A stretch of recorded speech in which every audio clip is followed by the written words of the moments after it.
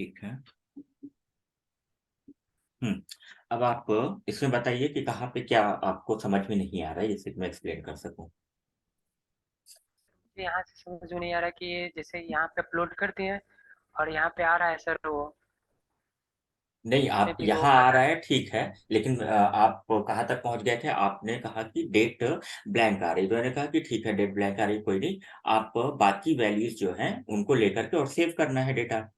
फिर उसके बाद आप बोल रहे थे कैसे सेव करेंगे, तो मैंने बोला था आपको उस बटन को, जो सेव बटन है, उसमें सारी ये फंक्शनैलिटी है कि कैसे वो सेव करता है डेटा ले जाके। करेक्ट। Yes sir. तो आपने बोला कि उसको एनालाइज करने के बाद कहीं कुछ आप बोल रहे थे कि कोई चीज समझ में नहीं आ रही है आपको। तो वो बताइए जिससे कि मैं उसे एक्सप्लेन कर सकूं ना। सर मुझे वो जो सेव बटन है उसमें समझ में नहीं आ रहा था, तो हम एक नया फंक्शन लिए हैं। मैं बोल रहा हूँ कि सेव बटन में आपको जो चीज नहीं समझ में आ रही है वो बताइए मुझे ना। सर उसका फ्लो ही समझ में नहीं आ रहा है कि इसमें सर ये कैसे ये टेबल आ रहा है और फिर टेबल का डाटा आ रहा है और फिर वो उसमें ऐड करके कौन से डाटाबेस का टेबल नेम है या फिर डाटाबेस है उसमें सर ऐड कर रहा है। तो कहाँ तक समझ में आ रहा है आपको?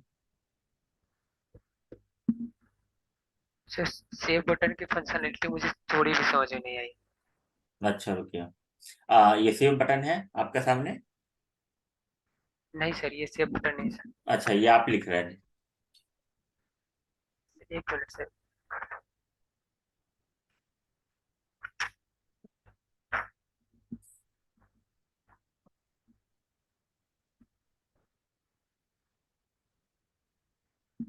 ये है सर सेव बटन। ठीक है। अब रुकिए, अभी मुझे यहाँ से करने दीजिए। देखिए, इसमें चलते हैं सबसे नीचे, और जहाँ पे सेव है। सर सेव के जो इवेंट है वो है अपडेट क्लिक। सेव हाँ, बटन में ठीक सर है, कोई बात नहीं, यही एग्जीक्यूट हो रहा है ना। Yes sir. बस ठीक है, इसी से मतलब है। तो यहाँ पे सेव कर रहे हैं, हमें पहले वहां जाना होगा।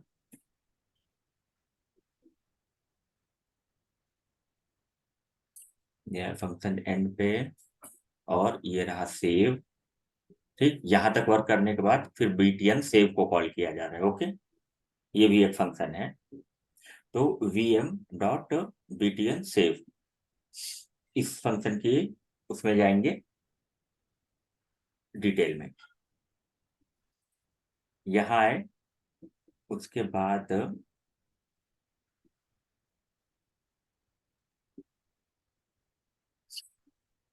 देखते हैं क्या हो रहा है। ये स्क्रिप्ट मैनेजर वगैरह कुछ कर रहा है कि अगर प्रॉब्लम है तो ये कीजिए वो कीजिए। एंड यहाँ पे अपडेट आईडी। अब देखिए यहाँ पे फिल लोकेशन रीसेट यारिस। ठीक है, मेन है, हम चलेंगे सेव पे। Else return reset. Okay, item DDL vehicle select. या व्हीकल मास्टर क्यों ओपन करके बैठे हैं, बताइए। कहाँ पे सर। ये जो फॉर्म ओपन है इस वक्त सामने आपके। अच्छा, ठीक है, ये वहां से आए होंगे डिटेल, तब होगा। एक मिनट।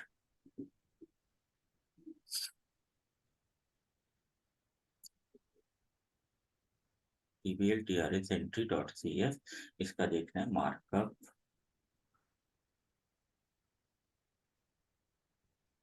View markup.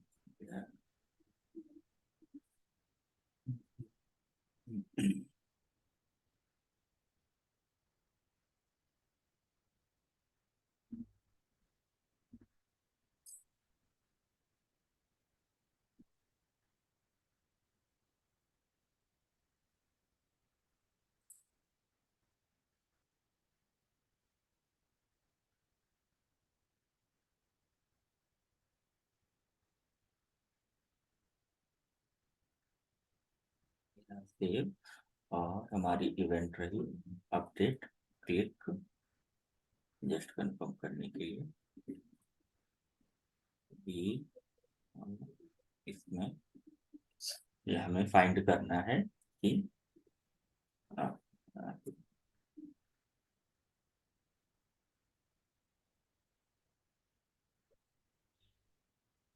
अभी सिलेक्टेड एरिया के अंदर हम सर्च करके देखेंगे कि इंसर्ट होगा, उसमें टीबीएल कॉल होगी और टीबीएल में ही सारा डेटाबेस होता है, यानी कि इंसर्ट नाम नहीं है, इंसर्ट और अपडेट हो सकता है, सेव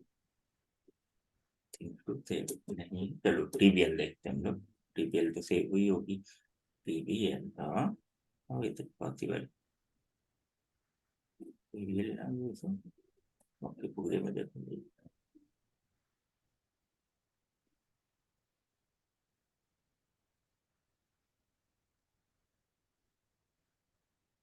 टीबीएल टीआरएस ईएनटीआरएल फिल करते समय है तो हम ऑल कर लेते हैं,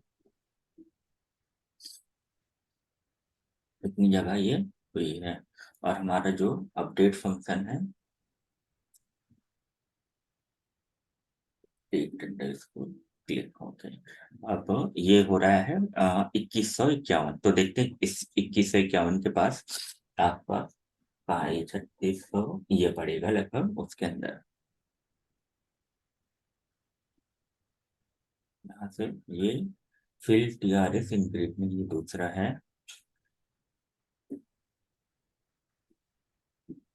अच्छा, ये कॉलम है, ये लाइन नंबर है, तो ठीक है। 2100 और उसमें टीवीएल यूज भी नहीं हुआ, यानी कि किसी और एक अपडेट टीआरएस, यहाँ से देखते हैं। ठीक है, इसका है दो रेफरेंस, एक कॉल होना चाहिए हमारा, देखते हैं कहाँ कहाँ से कॉल हुआ है ये। एक कॉल हुआ है सेव बटन, अच्छा ये देखिए यहाँ पे आके हमने इस फंक्शन में बीटीएन सेव में, और बीटीएन सेव को अगर मैं एक्सप्लेन करूं तो वो क्या कर रहा है, पहले fill in grid TRS grid वापस से फिल करनी है क्योंकि हर बार वो खाली हो जाती है। एक मिनट रुकिएगा।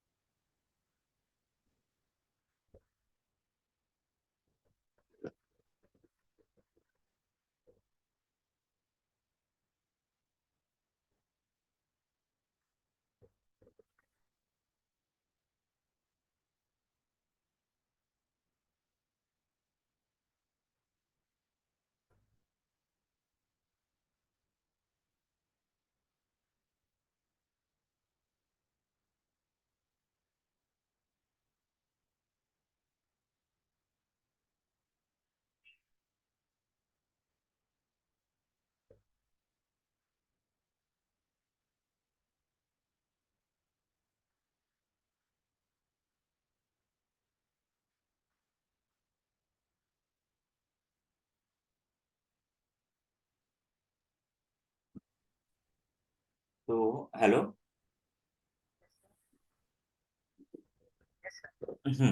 तो यहाँ पे देखिए फिल टीआरएस ग्रिड किया, इसका हमारे सेव की फंक्शनैलिटी से कोई मतलब नहीं है, सिर्फ ये जो ग्रिड है उसे फिल कर दे रहे हैं वापस से क्योंकि ये हर बार ब्लैंक हो जाती है। उसके बाद हम यहाँ पर सेव के लिए आगे बढ़ते हैं, कैन नॉट सेव। पहले तो ये वैलिडेशन लगाया, आप उधर से अपना माउस का कर्सर एक लोकेशन पे रख के छोड़ दीजिए क्योंकि यहाँ पे अफेक्ट कर रहा है। तो स्ट्रिंग मैसेज फॉर कॉम, तो हमने देखा अब वैलिडेट किया कि ये चीजें हैं या नहीं है, अगर है ही नहीं तो हम सेव अलाउ नहीं कर सकते हैं। उसके बाद एक एक करके ये वैलिडेशन चल रहा है, ये वाला कैन नॉट सेव किया, फिर अगर वो है तो हम सेव करने के लिए आगे बढ़ रहे हैं। फिर देखिए नेक्स्ट में क्या है, टीबीएल एंट्री इस टीआरएस नंबर एग्जिस्ट, हमें टीआरएस नंबर एग्जिस्ट देखना पड़ता है कि अगर वो टीआरएस नंबर एग्जिस्ट है तो हम वहां पे पॉपअप शो करते हैं ना कि ये ऑलरेडी एग्जिस्ट करता है। अगर आप कंटिन्यू करते हैं तो फिर क्या होगा, अगर कंटिन्यू करते हैं तो वही टीआरएस आपका अपडेट हो जाएगा, यानी कि ओल्ड इन्फॉर्मेशन ओवरराइड हो जाएगी। करना चाहते हैं या नहीं करते हैं बेस्ड यूजर के अपडेट या फिर डोंट अपडेट बटन के क्लिक करने के अकॉर्डिंग आगे बढ़ते हैं। तो एक एक करके इसी तरह वैलिडेशन चल रहे हैं, आगे चलते हैं हम लोग। ये इनवैलिड स्पेशल रिमार्क, ये भी उसको बता दिया। अब इसके बाद जहां से वैलिडेशन खत्म हो जाएंगे और सब वैलिड होगा, नहीं तो रिटर्न हो जाएगा वो हर बार, ये जैसे रिटर्न हो गया। अब उधर से कुछ कर रहे हैं क्या? नहीं सर। तो मैं माउस इधर करता हूँ माउस अपने आप इधर ये इधर उधर हो जाता है। माउस का निकाल हाँ, सर, हो सकता है हवा के कारण माउस ही बंद कर। अब ठीक नहीं है। हुआ सर। हाँ ठीक है, अब नहीं बना।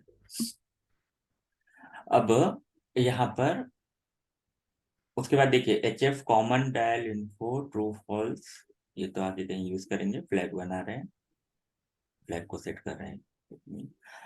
तो टेक्स्ट बॉक्स काउंट वगैरह चेक किया, कस्टमर आईडी निकाली, सेलेक्ट फ्रॉम लोकेशन, इसी तरह to L O C I D. अब यहाँ पे देखिए फ्रॉम लोकेशन आईडी ली जैसे, लेकिन पहले क्या हुआ, जब हम डीडीएल को फिल करते हैं तो उस समय क्या करते हैं, जैसे कि सारी ड्रॉप डाउन्स हैं, तो जब उसमें हम ड्रॉप डाउन फिल करते हैं तो ड्रॉप डाउन में दो होता है ना, वैल्यू एंड टेक्स्ट, दो पेयर दिया जाता है हर आइटम का। हर आइटम के पास दो प्रॉपर्टी होती है, वैल्यू एंड टेक्स्ट। तो जब हम ड्रॉप डाउन बनाते हैं उसमें जैसे कस्टमर ड्रॉप डाउन है, तो कस्टमर का नाम टेक्स्ट होता है जो कि दिखाई देता है यूआई पे, और उसकी वैल्यू को हम आईडी बनाते हैं।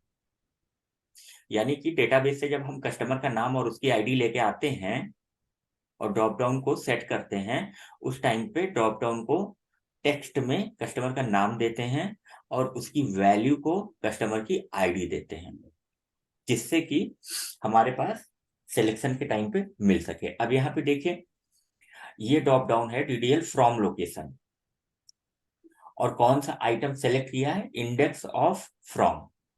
ये हमने इंडेक्स पहले ही निकाल ली होगी कि कस्टमर ने क्या सिलेक्ट कर रखा है, ये सिलेक्टेड इंडेक्स। अब ये सिलेक्टेड इंडेक्स दिए आइटम्स में, ड्रॉप डाउन के आइटम्स में, तब उसमें वैल्यू उसकी, अगर ये टेक्स्ट करते तो नाम मिलता। यहाँ पे देखिए टेक्स्ट कर सकते हैं, लेकिन हमें टेक्स्ट नहीं करना है, जो सिलेक्ट किया है उसकी वैल्यू क्या है, वैल्यू से ही हमें आईडी मिल गई। तो फ्रॉम लोकेशन की आईडी इसी तरह मिल गई।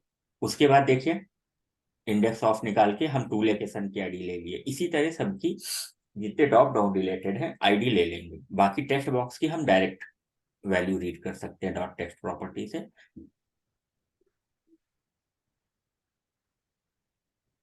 यस। तो इसी तरह अब एस आर एंट्री आईडी, अब ये एस आर हमारा सीरियल वाला होना चाहिए, S R T R S entry ID, T X T R S number dot text. हाँ नहीं, एस आर बना है ये TBL T R S special remark class, ये एक अलग क्लास है अपने आप में। अगर इस क्लास में जाएंगे तो स्पेशल रिमार्क की कई प्रॉपर्टीज होती हैं।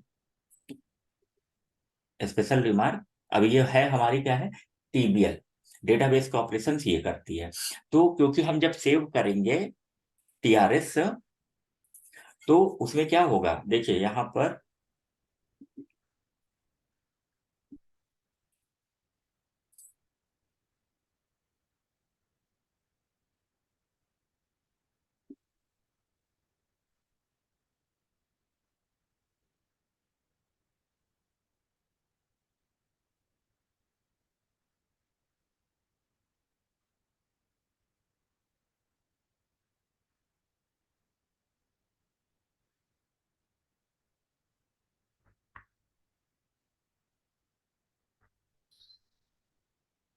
अगर यहाँ पे आप देखेंगे तो आपको रिमार्क से रिलेटेड कोई कॉलम नहीं मिलेगा, और मिलेगा भी तो उसमें नल मिलेगा, आपको कोई वैल्यू नहीं मिलेगी। देखिए यहाँ पे देखते हैं हम लोग, यहाँ से एक्सपेंड करके कॉलम देखते हैं कि क्या कोई रिमार्क करके है, वो created bill status customer transporter vehicle, vehicle box L R to location from date S R T R S and ID. यहाँ पे अगर ध्यान देंगे तो क्या है, रिमार्क लेकर के कुछ है ही नहीं कॉलम, यानी कि रिमार्क अलग टेबल में सेव करना होता है और इसके आईडी से हम उसको कनेक्ट कर देते हैं। अब यहाँ पे दो चीजें हैं हमारे पास, एक तो आईडी है और दूसरा टीआरएस नंबर है ये। और टीआरएस नंबर हमारा यूनिक होता है, यानी कि एक टीआरएस नंबर रिपीट नहीं हो सकता है। तो अब चलेंगे यहाँ पे देखेंगे टीआरएस टेबल क्या है, स्पेशल रिमार्क लिखेंगे तो पता चल जाएगा कोई टेबल है। ठीक है, ये एक अलग टेबल है। वहां पे कोई भी क्लास अगर टीबीएल करके बनी है प्रोजेक्ट में, प्रोजेक्ट के डीबी हैंडलर फोल्डर में अगर कोई भी क्लास बनी है टीबीएल करके, तो जान लीजिए वो टेबल डेटाबेस में जरूर मिलेगी सेम नेम की। तो यहाँ पे हमें एक क्लास मिल गई और इसे हमने ओपन किया, तो यहाँ पे देखिए अब एक आईडी है, फिर टेक्स्ट लिखा है और टेक्स्ट का फॉर्मेट वही है जो वहां पे हम लोग एंटर करते हैं। टीआरएस एंट्री आईडी है और ये ठीक है। अब ये टीआरएस एंट्री आईडी वही टीआरएस है जो कि टीआरएस नंबर है, ना कि उसकी प्राइमरी की। ये जो होता है टीआरएस नंबर आईडी, ये प्राइमरी की होती है और ये जो है आपका यूनिक की है टीआरएस नंबर, यानी कि जो यूनिक होती है, यूनिक की है। और यहाँ पे जाएंगे टीआरएस एंट्री आईडी किसको रेफर करती है, इसको। अब हमें देखना है कि 2031 के पास क्या है, तो यहाँ पे देखेंगे 2031 सॉर्ट कर लेते हैं और देखते हैं 2031 कहाँ है। 2031 में कोई कमेंट नहीं रहा होगा, इसलिए यहाँ पर नहीं आ रहा है। और कोई देखते हैं 7 दिस मतलब 700 7 7 तो इसमें देखते हैं क्या 7 उस तरह का कुछ है।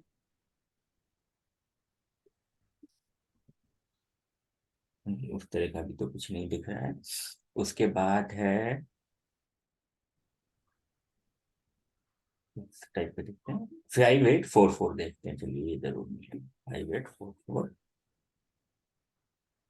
ये 5844 ये वो है जो आपने आई थिंक क्रिएट किया था। यस।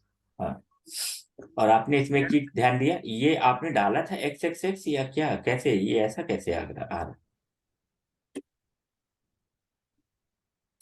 ये आपने कोई स्पेशल कैरेक्टर यूज कर दिया होगा, जैसे कि डॉट या अंडरस्कोर @ ऐसा कुछ किया होगा तभी ये आएगा इस सर तरीके एक से। मिनट सर, यहाँ पे क्या है, ये सर टीआरएस एंट्री आईडी में सर यहाँ पे डुप्लीकेसी हो रही है सर, 4577 1 2 3 4 टाइम है हाँ, टीआरएस एंट्री आईडी, इसमें कौन सा 4 टाइम आया है? सर। 4477 उसमें सर, जो टेबल था उसमें सर। हाँ, तो आएगा ना, मल्टी मल्टी रिमार्क होगा, मल्टीपल रिमार्क डाल सकते हैं ना स्पेशल रिमार्क में। यस। हाँ, तो ये रिपीट होगा, इसमें कोई नहीं है आपका, इसीलिए तो आईडी लगाई जाती है। ये जो आईडी है 5844, इसको और कहाँ दिख रहा है आपको? 4577 है ना, वो 4 टाइम्स दिख रहा है, तो सर इसमें हाँ 4 टाइम हाँ, वो। कोई प्रॉब्लम नहीं है, इसमें 4 रिमार्क डाले गए हैं। सर एक रिमार्क के लिए एक ही बन रहा है कॉलम। हाँ, एक रिमार्क एक रो, इसीलिए वहां टीआरएस इसमें इसीलिए रिमार्क नहीं डाला गया, क्योंकि इसमें डालते तो यहाँ पे एक ही वैल्यू के साथ हमें 4 लाइन करनी पड़ती और 4 रो होती एक ही रिकॉर्ड की, तो फिर उसको मैनेज करना तो इम्पॉसिबल है, कैसी टेबल बन जाती हो। इसीलिए ये सिस्टम करना पड़ा और इसी को कहते थे नॉर्मलाइजेशन। आपने डेटाबेस में आरडीबीएमएस रहा होगा एक सब्जेक्ट आई थिंक आपका। नॉर्मलाइज। हाँ हाँ, नॉर्मलाइजेशन था, नॉर्मलाइजेशन का यही मतलब होता था टेबल्स रिलेशन को ब्रेक करना। तो ऐसी रिक्वायरमेंट के केस में हमें ब्रेक करनी पड़ता है।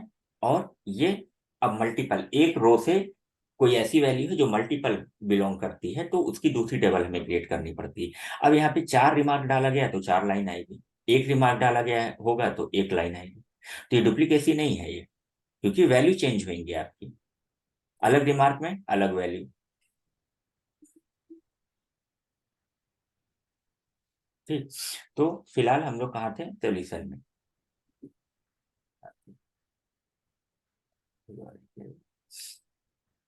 स्पेशल रिमार्क, ठीक है। तो यहाँ पे ये, हाँ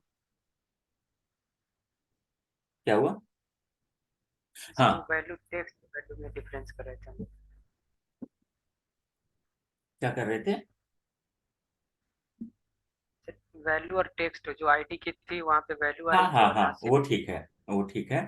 अभी देखिए यहाँ पे मैं आपको दिखाता हूँ कि सेव के लिए क्या, क्योंकि इससे ज्यादा फंक्शन को एक्सप्लेन करने की जरूरत नहीं है। यहाँ पे जाते हैं हम लोग टीबीएल टीआरएस में, टीबीएल टीआरएस।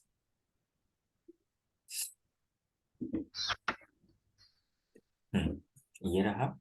इसमें देखिए आपका इंसर्ट होगा कोई फंक्शन, ये insert this, insert str number exist, insert this in archive, insert this। Archive एक अलग है, उसे अभी आपको नहीं एक्सप्लेन कराया है। और ये हो गया सिंपल इंसर्ट। इंसर्ट क्या ले रहा है, यहाँ पे ध्यान दीजिए, टीआरएस एंड मल्टी लोकेशन, और ये जब यहाँ पे इक्वल टू हो जाए तो आप इसको बिना पैरामीटर के कॉल कर सकते हैं, ये कोई प्रॉब्लम नहीं करेगा आपको, क्योंकि ये चीजें अभी आप को नीड नहीं पड़ेगी, सिंपल इंसर्ट आपको कॉल करना रहेगा। तो इंसर्ट करने के लिए आपको क्या क्या चाहिए होगा, देखिए, TRS number, SR number, date, date की जगह ब्लैंक वहां से पास करेंगे। ठीक, ये तो आप वहां पे कोई फंक्शन बनाया था आपने अपने बटन के लिए, बटन का, इसमें कौन है, बीटीएन। सेव करने के लिए आपने कोई सी शार्प का इससे फंक्शन क्या नाम था उसका, बीटीएन सेव, या कुछ और था, नितेश? याद नहीं है सर। अच्छा, देखिए कोड कोड देख के शायद पहचान जाएंगे। सर उसमें तो अपलोड फाइल था, अपलोड फाइल कुछ करके था। अच्छा,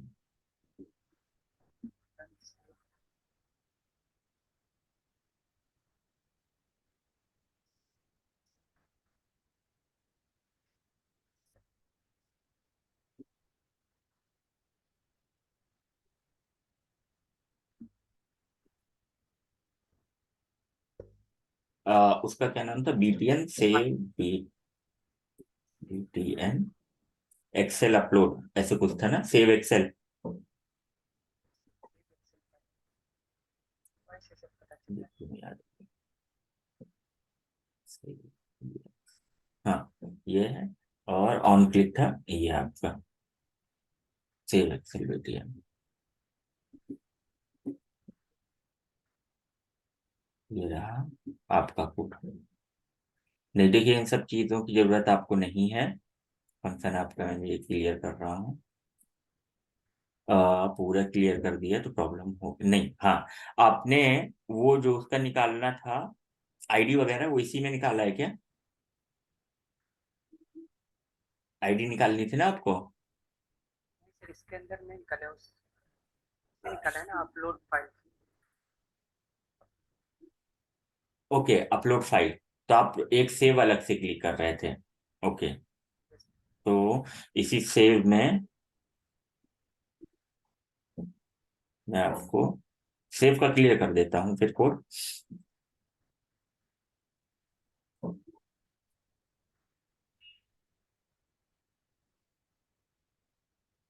इसे मैं बता देता हूँ आपको, फिर आगे देखिएगा कैसे करना है।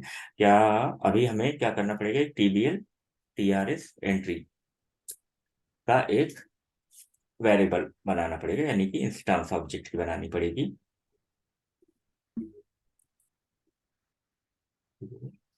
TRS equal to new TRS, इसको कुछ चाहिए लगता है पैरामीटर में।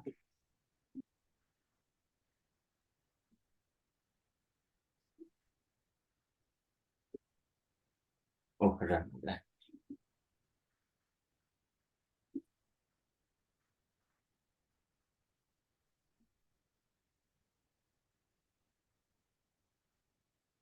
ओके, नेम स्पेस नहीं ऐड है वहां का, इसलिए ऐसा बोल रहा है, तो नेम स्पेस चलिए यहाँ पे कर लेते हैं। नेम स्पेस उसका क्या है, DBH, DB handler. db handler dot